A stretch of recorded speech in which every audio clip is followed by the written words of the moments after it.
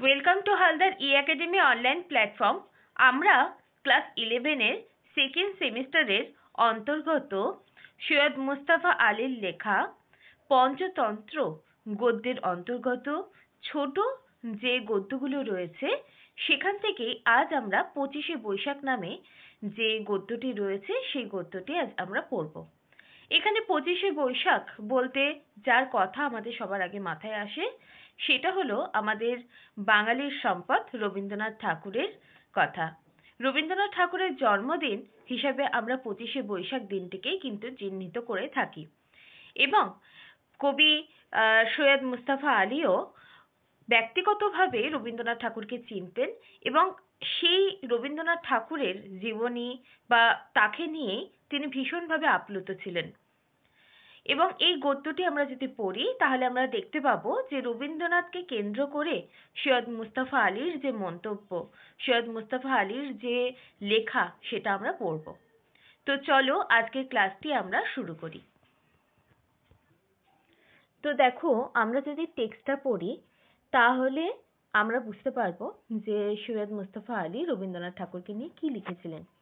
তার আগে আমরা যেটা একটু আগে আলোচনা করছিলাম যে 25শে বৈশাখ, এই যে নামটা 25শে বৈশাখ, এটা বাঙালির কাছে কতটা একটা উজ্জ্বলতম একটা প্রিয় দিন সেটা আমরা সবার আগে একটু যদি বলি যে 25শে বৈশাখ বাঙালির যে পরম সম্পদ রবীন্দ্রনাথ ঠাকুরের কিন্তু জন্মদিন, সেটা আমরা কিন্তু জানি। এবং সৈয়দ মুস্তাফা আলী তিনি রবীন্দ্রনাথ ঠাকুরকে শ্রদ্ধার্ঘ্য জানিয়ে তিনি তার এই রবীন্দ্রনাথ ঠাকুরের যে ব্যক্তিগত জীবন সেই জীবন সম্পর্কে কতটা চিনতেন সেটা কিন্তু এই যে আমরা গদ্যটি যদি পড়ি তাহলে আমরা জানতে পারবো। কারণ এখানে তিনি কতটা একটা মনীষীর প্রতি আরেকজন কবি বা আরেকজন লেখক হিসেবে কতটা আপ্লুত হলে লেখা যায় সেটা কিন্তু এই গদ্যটি পড়লে কিন্তু আমরা জানতে পারবো। তাহলে চলো আমরা একটু গদ্যটি পড়ি।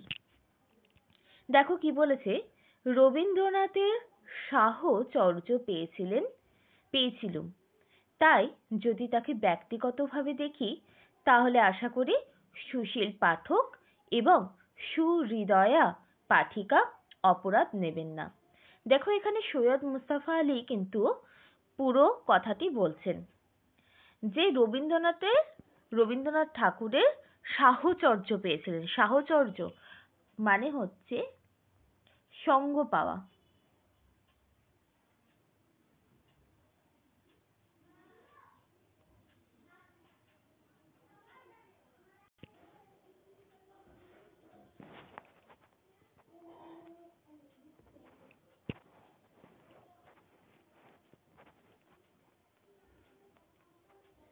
সঙ্গ পেয়েছিলেন, ঠিক আছে।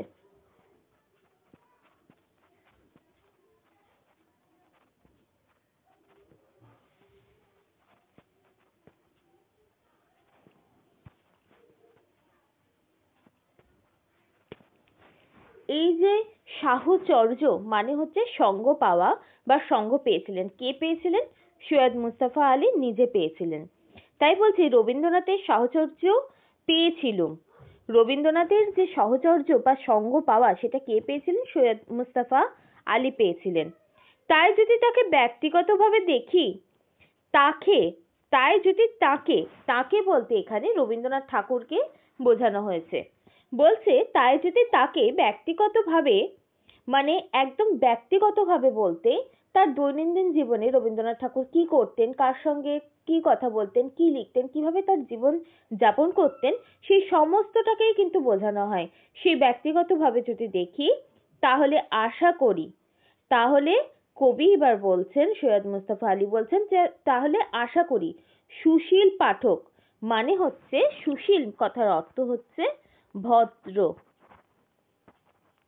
ভদ্র এখানে লিখলাম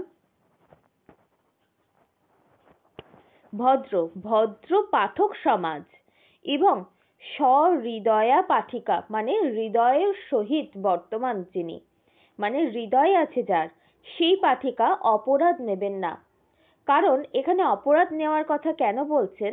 কারণ দেখো, যখনই আমরা একজন নিজে কবি হয়ে আরেকজন কবির জীবন সম্পর্কে তার ছোট ছোট কথা, ছোট ছোট ব্যক্তিগত আচরণ, সেই সমস্ত কিছু যখন তুলে ধরবো, তখন কি হতে পারে, একজন পাঠিকা হিসাবে, একজন পাঠক হিসাবে তার কিন্তু পড়ে কখনো কোথাও হয়তো খারাপ লাগতে পারে, আবার কোথাও ভালোই লাগতে পারে। যদি খারাপ লাগে, তাই বলছেন এখানে কবি যে যেহেতু রবীন্দ্রনাথ ঠাকুরের সহচর্য কবি সৈয়দ মুস্তাফা আলী পেয়েছিলেন, তাই ব্যক্তিগতভাবে তাকে যখন দেখেছেন, রবীন্দ্রনাথ ঠাকুরকে যখন দেখেছেন, তখন কবি সৈয়দ মুস্তাফা আলী আশা রাখছেন। কার কাছে আশা রাখছেন? সুশীল পাঠকের কাছে আশা রাখছেন। এবং কার কাছে অপরাধ নেবেন না বলছেন? যে সহৃদয়া পাঠিকার কাছে। কারণ তারা, পাঠক বা পাঠিকা, তারা যখন এই লেখাটি পড়বেন তখন তাদের কোথাও খারাপ লাগতে পারে, তাই আগে থেকেই তিনি ক্ষমা প্রার্থী হয়ে লেখাটা শুরু করছেন। এরপর দেখো কি বলছে। রবীন্দ্রনাথ উত্তম উপন্যাস লিখেছেন। ছোট গল্পে তিনি মপাসা। চেকভকে ছাড়িয়ে গিয়েছেন। নাট্যে তিনি যে কোনো মিস্টেকের সঙ্গে প্রতিদ্বন্দ্বিতা করতে পারেন, কবিরূপে তিনি বিশ্বজনীন প্রশংসা অর্জন করেছেন। শব্দতত্ত্ব সম্বন্ধে তিনি যে গবেষণা করেছেন, তার গভীরতা পণ্ডিতদের নির্বাক করে দিয়েছে। তার রাজনৈতিক দূরদৃষ্টি আরো কত বৎসর ভারতবাসীকে নব নব শিক্ষা দেবে তার ইয়ত্তা নেই। আর গুরুরূপে তিনি যে শান্তিনিকেতন নির্মাণ করেছিলেন, তার স্নিগ্ধ ছায়ায় বিশ্বজন একদিন সুখময় নীড় লাভ করবে, সে বিষয়ে কোনো সন্দেহ নেই। এখানে দেখো, বৈচিত্র্যপূর্ণ রবীন্দ্রনাথ ঠাকুরের যে প্রতিভা, সেই প্রতিভা কিন্তু সৈয়দ মুস্তাফা আলী কিন্তু তুলে ধরছেন। তাই বলছেন রবীন্দ্রনাথ ঠাকুর কি উপন্যাস লিখেছেন? উত্তম। মানে আমরা সবাই জানি যে ভালো ভালো উপন্যাস রবীন্দ্রনাথ ঠাকুর লিখে গেছেন।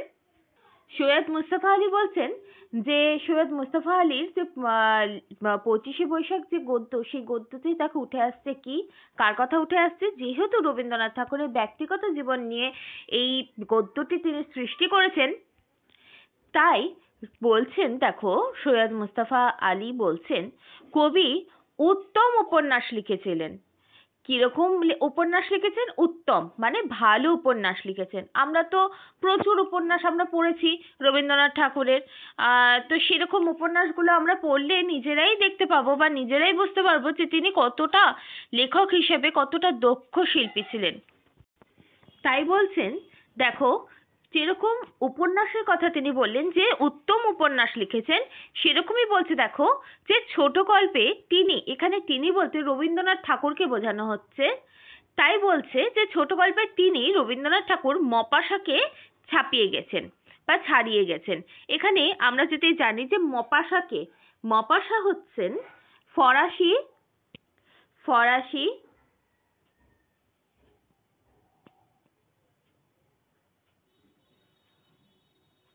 যিনি গল্পকার,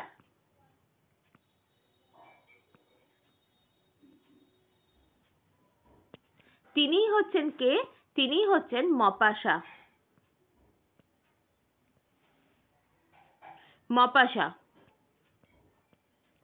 আর এখানে কার কথা বলেছে দেখো, চেকভের কথা বলেছিলেন। আমরা যদি ওই লাইনটা পড়ি, লাইনটা কি বলেছিলেন? যে তিনি ছোট গল্পে তিনি মপাসা এবং চেকভকে ছাড়িয়ে গিয়েছেন। এখানে মপাসা তিনি কে আমরা কিন্তু একটু জানলাম যে ফরাসি যে গল্পকার তিনি হচ্ছেন মপাসা। কিন্তু চেকভ হচ্ছেন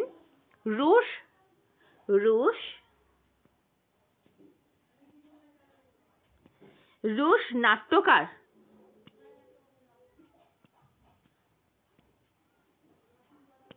এবং গল্পকার।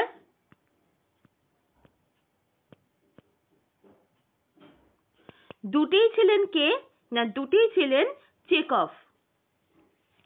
তাহলে রবীন্দ্রনাথ ঠাকুর এত সুন্দর তার যে লেখা বা দক্ষ লেখনী, সেই লেখনীকে দিয়ে তিনি রবীন্দ্রনাথ ঠাকুর মপাসাকে, রুশ যে গল্পকার, তাকে ছাড়িয়ে গেছেন। আবার কাকে ছাড়িয়ে গেছেন?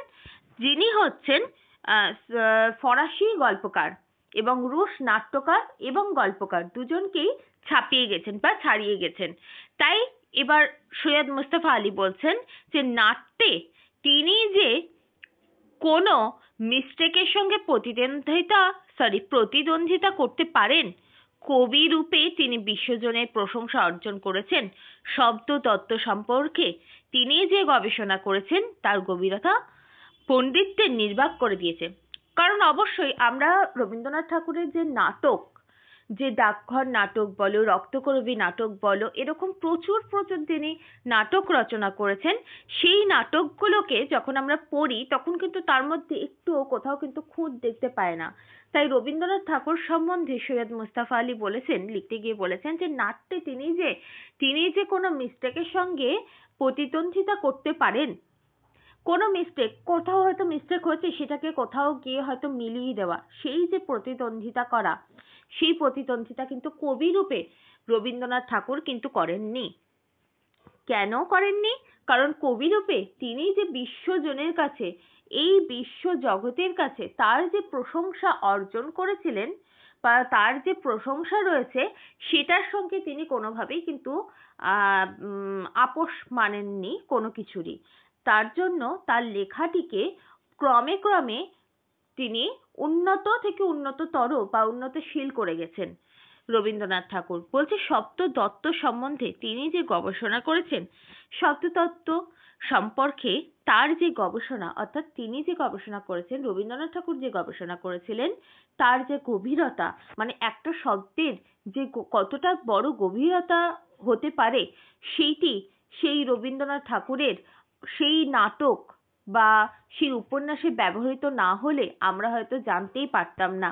তাই বলছে গভীর পণ্ডিতদেরকেও নির্বাক করে দিয়েছেন, মানে কথা বলার কোনো স্কোপই রাখেননি রবীন্দ্রনাথ ঠাকুর। সৈয়দ মুস্তাফা আলী এটি বলছেন। তার রাজনৈতিক দূরদৃষ্টি আরো কত বৎসর ভারতবাসীকে নব নব শিক্ষা দেবে তার ইয়ত্তা নেই। বলছে তার যে রাজনৈতিক দৃষ্টিভঙ্গি বা দূরদৃষ্টিতা সম্পন্ন ছিলেন রবীন্দ্রনাথ ঠাকুর, সেটা তো আমরা জানতামই। তাই বলছে ভারতবাসীকে যে কত বড় নব নব শিক্ষা দেবেন। নব নব কেন বলছেন? দেখো, নতুন নতুন শিক্ষা দেওয়া। কারণ আমরা যখনই রবীন্দ্রনাথ ঠাকুরের নাটক পড়ি, রবীন্দ্রনাথ ঠাকুরের কবিতা পড়ি, রবীন্দ্রনাথ ঠাকুরের উপন্যাস পড়ি, সেখানে ব্যবহৃত যে শব্দতত্ত্বগুলো, সেই শব্দতত্ত্বগুলো যখন মানে আমরা বুঝতে যাই বা মানে আমরা খুঁজতে যাই, তখন নতুন নতুন করে যেন আমাদেরকে কিন্তু শিক্ষা লাভ করতে হয় বা শিক্ষা লাভ কিন্তু আমরা পাই। এবং এই যে শিক্ষা লাভ, এই যে নব নব শিক্ষার যে প্রসার, তার ইয়ত্তা নেই, মানে তার শেষ নেই। তাই বলছে। আর কি বলছে দেখো, গুরুরূপে তিনি যে শান্তিনিকেতন নির্মাণ করে গিয়েছেন, তার স্নিগ্ধ ছায়ায় বিশ্বজন একদিন সুখময় নীড় লাভ করবে, সেই বিষয়ে কোনো সন্দেহ নেই।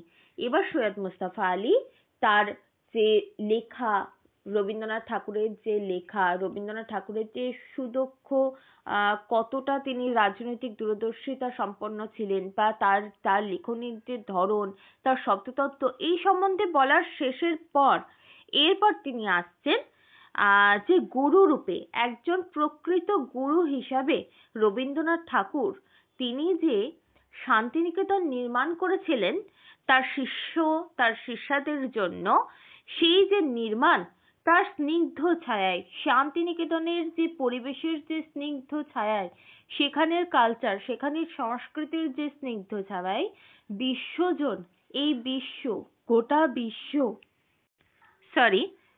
বিশ্ব যে একদিন সুখময় একটা ভেতর দিক থেকে, বা আমরা হয়তো কোনো কিছু জামা কাপড় যদি কিনি বা কোনো নতুন হয়তো সোনার জিনিস কিনলাম, তাহলে আমাদের কি লাভ হয়? তাহলে আমরা সুখ লাভ করি বা আমাদের আনন্দ হয়, কিন্তু সেই সুখ, সেই আনন্দটা আমাদের ক্ষণিকের।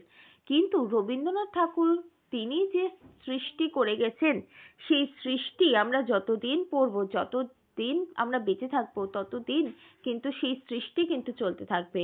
এবং সেই সৃষ্টির যে রস, সেই রস আস্বাদন করে আমরা যে সুখ লাভ করব, সেই সুখটা কিন্তু ক্ষণিকের নয়, সেটি কিন্তু আজীবনকালীন। এবং বলছেন কবি, এই যে স্নিগ্ধ ছায়ায় রবীন্দ্রনাথ ঠাকুর যে শান্তিনিকেতন নির্মাণ করেছিলেন, তার যে স্নিগ্ধ ছায়ায় কবি রবীন্দ্রনাথ ঠাকুর কি বলছেন দেখো, যে সুখময় নীল লাভ করবে।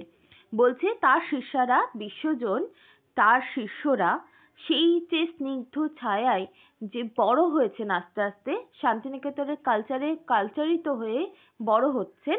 বলছে যে একদিন একদিন এমন একটা সময় আসবে, সেই দিন তারা সুখময়, তারা ভেতর দিক থেকে একবারে যাকে বলে যে আত্মস্থ হয়ে কি কি লাভ করবে, নীল লাভ করবে। নীল শব্দের অর্থ হচ্ছে ঠিকানা, ঠিক আছে, ঠিকানা। সুখময় মানে যেখানে গেলে আমরা কি পাবো, যেখানে গেলে আমরা সুখ লাভ করব,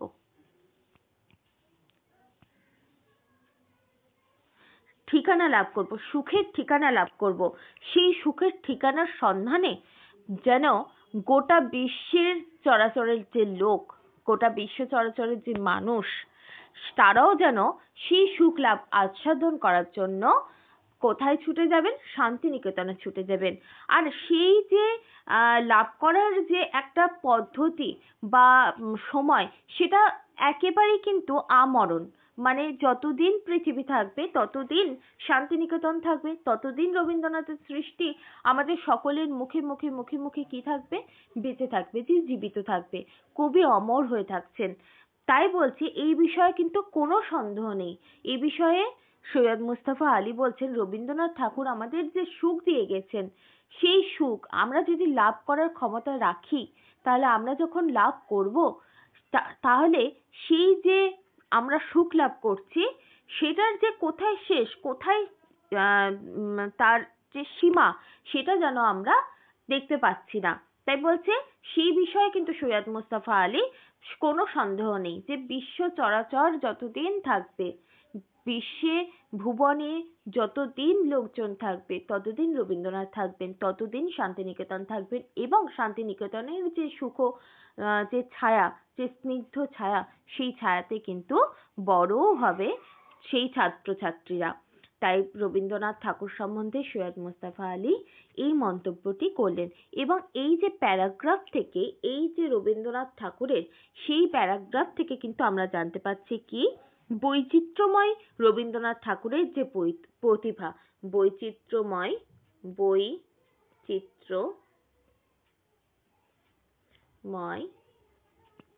রবীন্দ্রনাথ ঠাকুরের যে প্রতিভা, এখানে আমি লিখে দিলাম প্রতিভা, সেই প্রতিভার সম্বন্ধে কিন্তু সৈয়দ মুস্তাফা আলী পাঠক বর্গের কাছে কিন্তু উঠিয়ে দিলেন রবীন্দ্রনাথ ঠাকুরকে। তার যে ছোট ছোট দিক, সেই দিকগুলো যেন চোখে আঙুল দিয়ে সৈয়দ মুস্তাফা আলী আমাদের দেখাচ্ছেন। রবীন্দ্রনাথ ঠাকুর এখানে বহুমুখী প্রতিভার যে অধিকারী, বা তার যে শিল্পত্ব, তার যে লেখনের যে দক্ষতা, সেই দক্ষতা কিন্তু সৈয়দ মুস্তাফা আলীর এই যে গদ্য, সেই গদ্যতে কিন্তু আমরা দেখতে পেয়ে গেলাম। রবীন্দ্রনাথ ঠাকুরের যে উপন্যাস সম্পর্কে তিনি কথা বলছেন, সৈয়দ মুস্তাফা আলী কথা বলছেন, এবং তার যে কি বলবো, ছোট গল্প। কারণ আমরা জানি রবীন্দ্রনাথ ঠাকুর ছোট গল্প হিসাবে কিন্তু একেবারে যাকে আমরা বলতে পারি যে ছোট গল্পের সার্থক স্রষ্টা। কারণ আমরা বর্ষা যাপন, যদি রবীন্দ্রনাথ ঠাকুরের সোনার তরী বা বর্ষা যাপন যে কবিতা, সেই কবিতায় আমরা কিন্তু বারবার উঠে এসেছি যে ছোট প্রাণ, ছোট ব্যথা, ছোট ছোট দুঃখ কথা, নিতান্তই সহজ সরল, সহস্র বিস্মৃতি রাশি, প্রত্যহ যেতেছে ভাসি, তারই মাঝে এরকমই কিছু একটা লাইন আছে। হ্যাঁ, তো আমার মনে পড়ছে না এখন পুরোটা, কিন্তু ছোট গল্প হিসাবে সার্থক স্রষ্টা কিন্তু রবীন্দ্রনাথ ঠাকুর, সেটা কিন্তু বারবার প্রমাণিত হয়েছে। এবং ছোট গল্প হিসাবে রবীন্দ্রনাথ ঠাকুর যে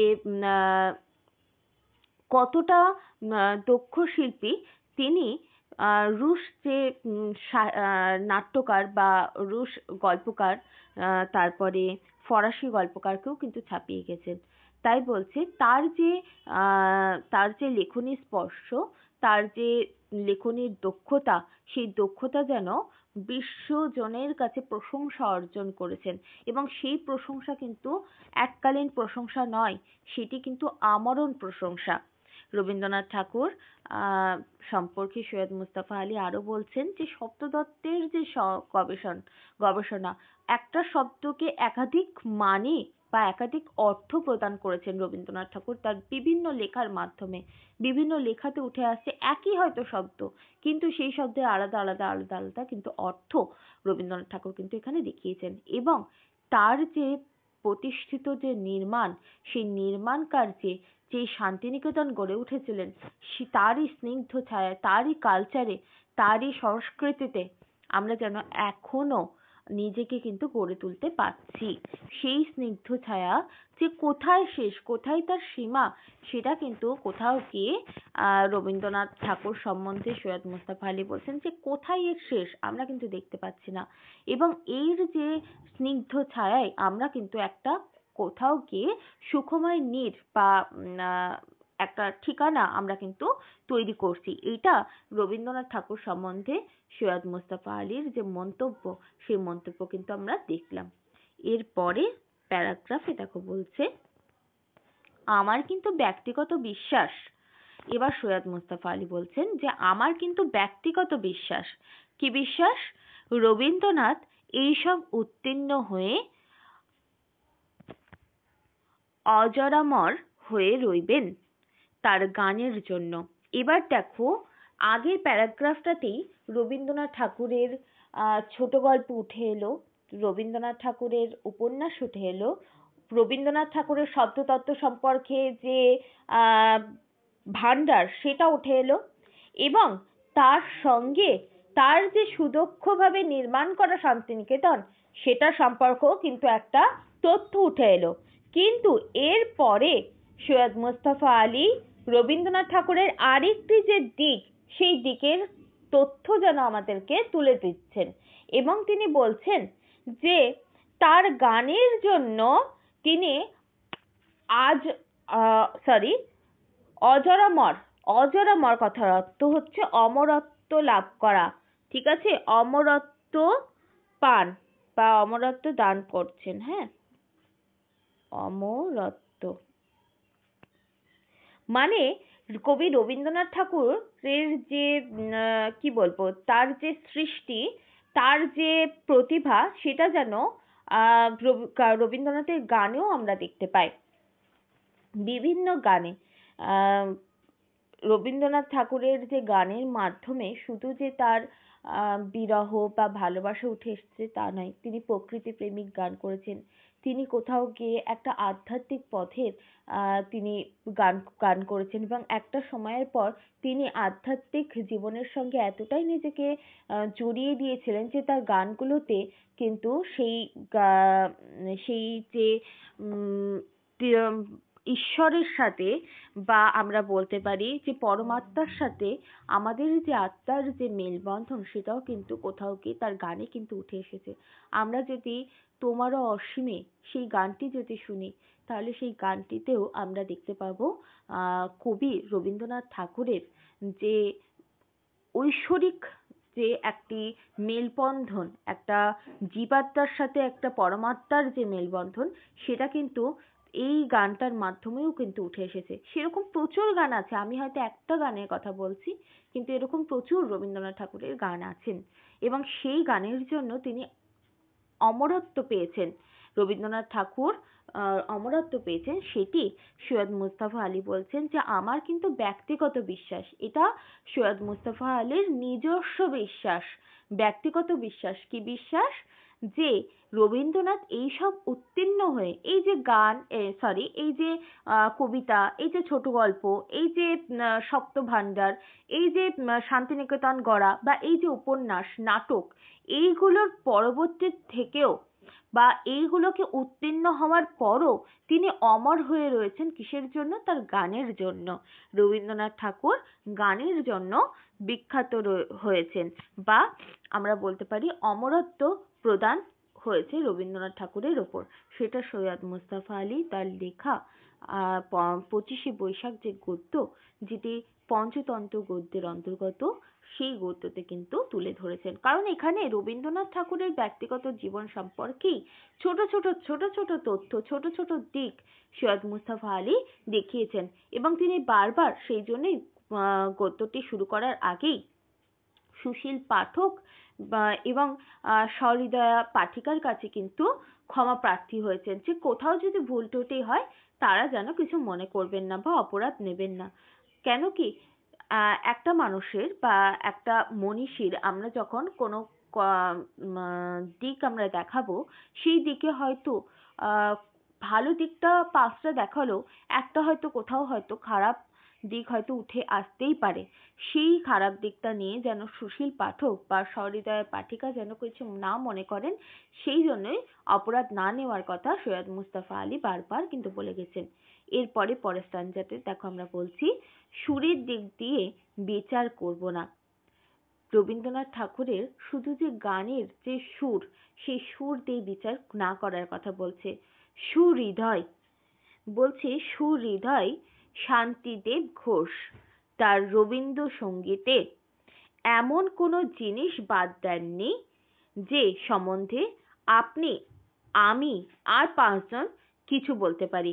বলছে এই যে শান্তিদেব, তিনিও একজন বিখ্যাত রবীন্দ্রসঙ্গীতকার।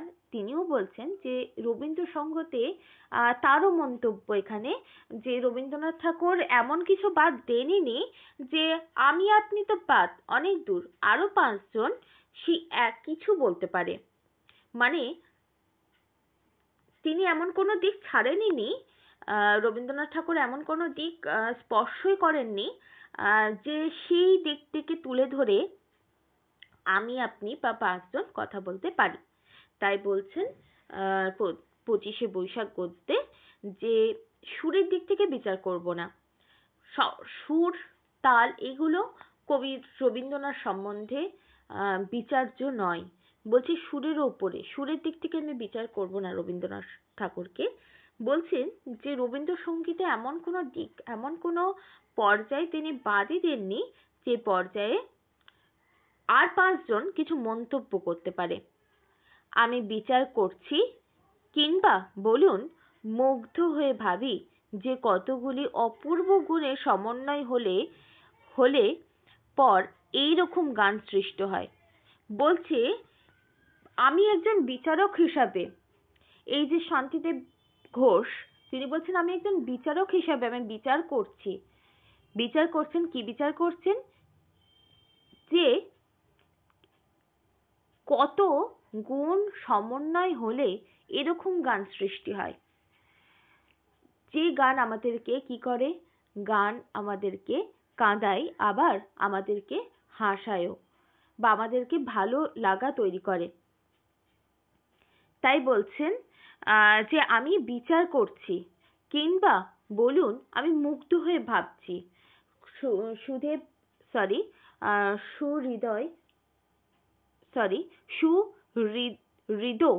শান্তিদেব ঘোষ তিনি বলছেন যে আমি বিচার করছি, কিন্তু আমি মুগ্ধ হয়ে ভাবছি যে কতগুলো অপূর্ব গুণ সমন্বয় হলে, একটা মানুষের মধ্যে কতগুলো গুণ থাকতে পারলে বা একই সঙ্গে সমন্বয় ঘটলে এরকম সৃষ্টি তৈরি হয়, এরকম সৃষ্টি লাভ হয়।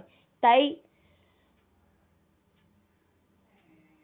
শান্তিদেব ঘোষ তিনি মন্তব্যটি করছেন যে রবীন্দ্রনাথ ঠাকুরের এমন কোনো দিক নেই যে আমি আপনি বা 5জন সেই গুণটিকে তুলে ধরে আমরা কি করতে পারি, আমরা মন্তব্য করতে পারি, আমরা কি করতে পারি, আমরা সমালোচনা করতে পারি।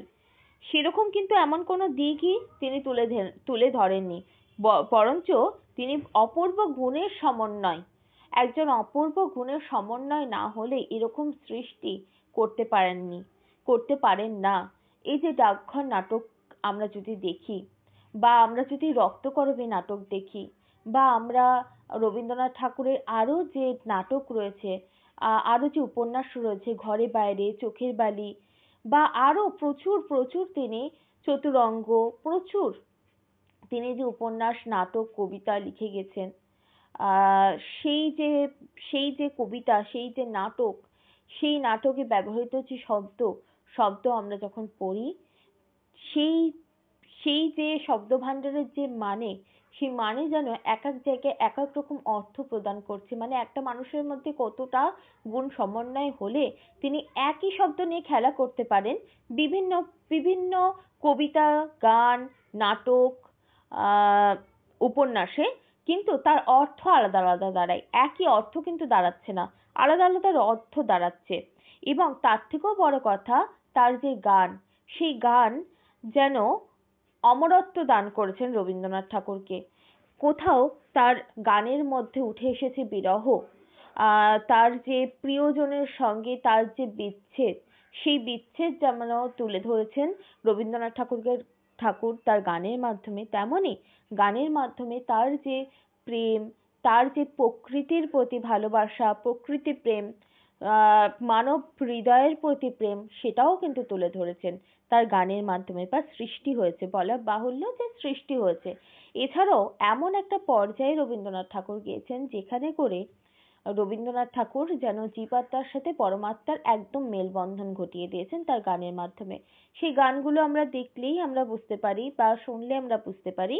সেই গান সম্পর্কে বিচার করতে গিয়েই শান্তিদেব ঘোষ বলেছেন যে কত গুণের সমন্বয় হলে এমন সৃষ্টি তৈরি হয়, এমন গানের সৃষ্টি হতে পারে।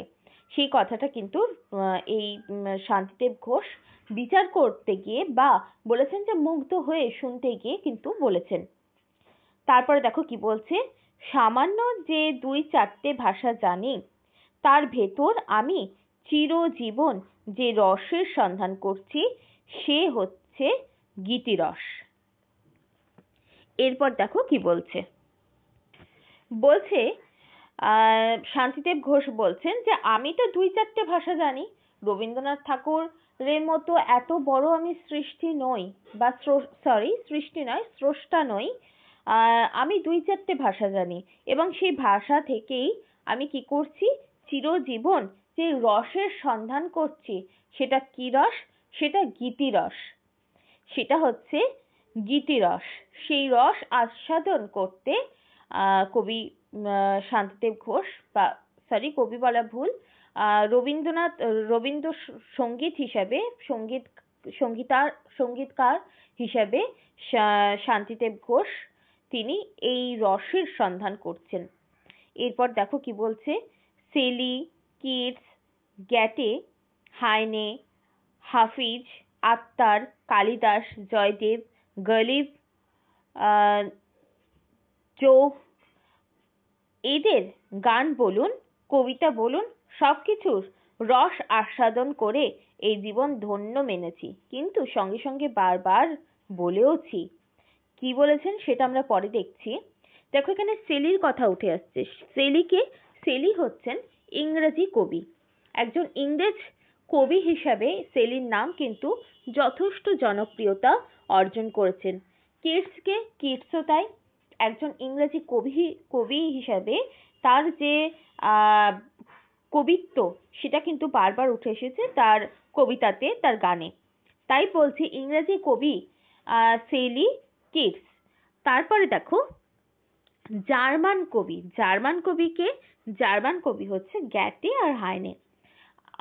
আমরা যেরকম ইংরেজি কবির কথা শুনলাম, সেলির কথা শুনলাম, কিটসের কথা শুনলাম, তার পাশাপাশি কার কথা আসছে? জার্মান কবির কথা আসছে, গ্যাটের কথা আসছে, হাইনের কথা আসছে। এরপর দেখো বলছে যে মিশর কবি হচ্ছে হাফিজ হচ্ছে মিশরের যে কবি। বিভিন্ন দেশের বিভিন্ন কবি থাকে, সেরকম হাফিজ হচ্ছে মিশরের কবি। আত্মার হচ্ছে ফরাসি কবি।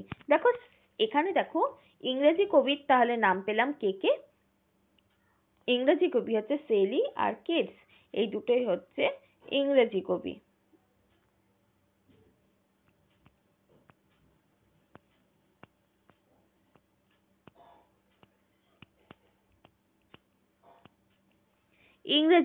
ঠিক আছে। তারপর গ্যাটে, হাইনে, এরা হচ্ছে কি কবি? এরা হচ্ছে জার্মান কবি। এরা হচ্ছে কেমন কবি? জার্মান কবি,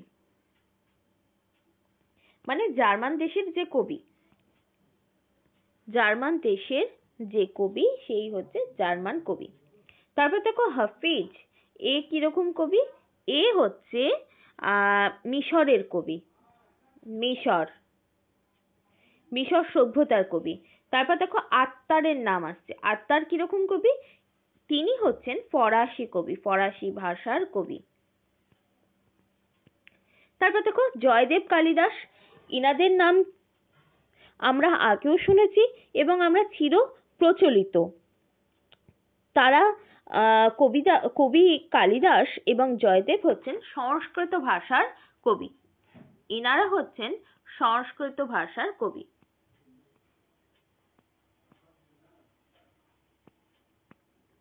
সংস্কৃত ভাষার কবি। এবং তারপরে দেখো যে নামগুলো পাচ্ছি, গালিব, জৌক, এরা হচ্ছে মুঘল আমলের যে বিখ্যাত, মুঘল আমলে ইনারা হচ্ছেন মুঘল আমলের বিখ্যাত শায়েরিকার। মুঘল আমলের কি না, মুঘল আমলের বিখ্যাত শায়েরিকার। ঠিক আছে, দেখো আমি যদি এখানটা একটু লিখি,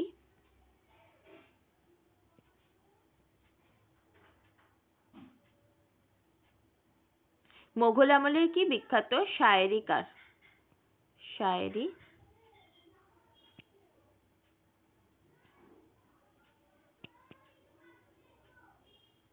শায়েরিকার হচ্ছেন গালিব, জৌক। এরপর দেখো বলছেন যে এই যে সেলি, কিটস, গ্যাটে, হাইনে, হাজিফ, আত্তার, কালিদাস, জয়দেব, তারপরে হচ্ছে গালিব, এদের গান বলুন, কবিতা বলুন, সবকিছুর রস আস্বাদন করে এই জীবন কি হয়েছে, ধন্য মেনেছি। সৈয়দ মুস্তাফা আলী বলছেন যে ইনাদের যে রস, ইনাদের যে লেখার যে রস, সেটা আস্বাদন করে আমি কি হয়েছি, আমি ধন্য মেনেছি। সঙ্গে সঙ্গে বারবার কি বলেছেন, যে এমনটি আর পড়িল না চোখে আমার যেমন আছে। বলছে এর সঙ্গে বারবার কিন্তু সৈয়দ মুস্তাফা আলী বলেছেন, বা আমরা বলতে পারি যে শান্তিদেব ঘোষ, তিনিও কিন্তু বিচার করে একই কথা বলছেন যে এমনটি আর পড়িল না চোখে আমার যেমন আছে, এই দুটোর অর্থ ভীষণভাবে দামি। কারণ এখানে কবি বোঝাতে চেয়েছেন যে বাঙালির কাছে যে সম্পদ আছে, বাঙালির কাছে যে রবীন্দ্রনাথ ঠাকুর বলো, নজরুল ইসলাম বলো, মধুসূদন দত্ত বলো, মাইকেল মধুসূদন দত্ত বলো, ঈশ্বরচন্দ্র বিদ্যাসাগর বলো, এরকম বিভূতিভূষণ বন্দ্যোপাধ্যায়, বঙ্কিমচন্দ্র, তারপরে শক্তি চট্টোপাধ্যায়, মানিক বন্দ্যোপাধ্যায়, এরকম প্রচুর প্রচুর প্রচুর আমাদের কিন্তু কবি রয়েছে, এবং তাদের সকলের লেখা সবার সুন্দর, বা লেখনী সবার সুন্দর, কিন্তু তার থেকেও আমরা যেহেতু বাঙালির হৃদয়ের কাছে একটা ইমোশনের কাজ করে কে না, রবীন্দ্রনাথ ঠাকুর। তার যে লেখা, সেই লেখা পড়ে আমরা বারবার যেন রবীন্দ্রনাথ ঠাকুরের বিভিন্ন লেখা পড়তে চান। তাই বলছি বাঙালির কাছে যে সম্পদ আছে, তার মতো আর কিচ্ছু চোখে পড়লো না, এই যে কথাটি, তাই বলছে যে আমার কাছে একজন বাঙালি লেখকের কাছে, একজন বাঙালি লেখক বলা ভুল, একজন বাঙালি মানুষের কাছে বা বাঙালির জীবনের কাছে বা বাঙালিদের কাছে যে সম্পদ রয়েছে, যে সোনা রয়েছে, সেই সম্পদ আর কিচ্ছু চোখে পড়েনি। এই দুটো লাইন কিন্তু তুলে ধরা হয়েছে সোনার তরী থেকে। সোনার তরী যে কাব্যগ্রন্থ রয়েছে, সোনার তরী কাব্যগ্রন্থের অন্তর্গত লাইন হচ্ছে এই দুটি, যে এমনটি আর পড়িল না চোখে আমার যেমন আছে। এখানে এই জিনিসটাই বোঝানো হচ্ছে যে বাঙালির হৃদয়ের কাছে যে সম্পদ রয়েছে, তার মতো সম্পদ আর কোথাও খুঁজলেও, যারই লেখা পড়ুক না কেন, সেলি হোক, কিটস হোক, গ্যাটে হোক, হাইনে হোক, জয়দেব হোক, কালিদাস হোক, সবার লেখা একদিকে, কিন্তু রবীন্দ্রনাথ ঠাকুরের লেখা কিন্তু অন্যদিকে। তাই কবি রবীন্দ্রনাথ সম্পর্কে তার যে ব্যক্তিগত জীবন সম্পর্কে সৈয়দ মুস্তাফা আলী এই সমস্ত দিক তুলে ধরেছেন। আজকের ক্লাসে আমাদের এইটুকুই থাক, আমরা এইটুকুই আলোচনা করলাম। পরবর্তী ক্লাসে আমরা নেক্সটটুকু আবার আলোচনা করব। তো আজকের ক্লাসটি আমাদের এখানেই শেষ হচ্ছে।